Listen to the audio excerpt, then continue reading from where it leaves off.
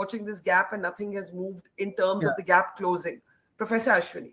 Yeah, based on not just on my research and extensive work that I have done on Bihar, but also on my lived experiences, growing up years during emergency, and also the Mandal Revolution, etc., etc.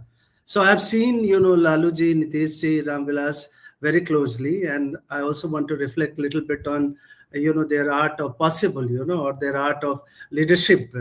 Nitish is a very unusual politician. Let us recognize that. I'm remembering, classic words of, Sankarshan Thakur, who called him political alchemist. Let's not undermine Nitish Kumar.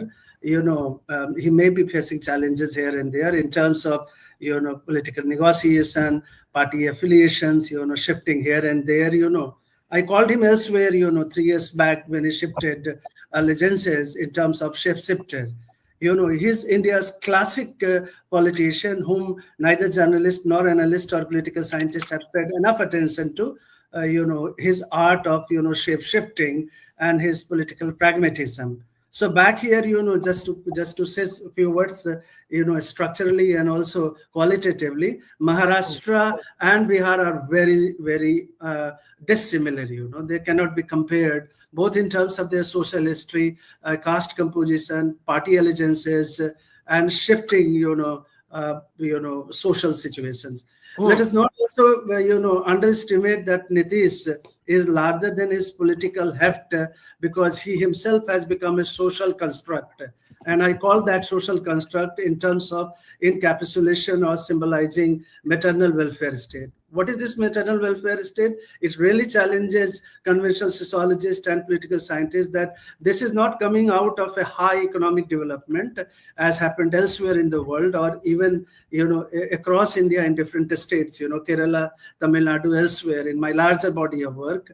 What Nitish has built, systematically and grounded, civic structure of welfareism led by women. So we have to really look at granular data where 1.7 crore women voted. One thing is very clear from Bihar election early leads that women are winners. There is no doubt about it. Nitish becomes CM or somebody else becomes CM, perhaps secondary to me as an analyst, as a political theorist, where women are winning.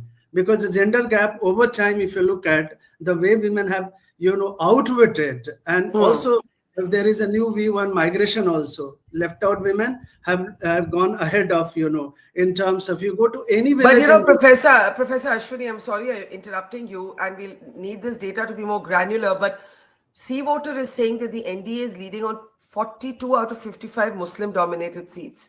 Yeah. Again, we don't know what this actually means in terms of the breakup within these seats, but this is the update that is coming from C Voter right now. So I just wanted to share this with you.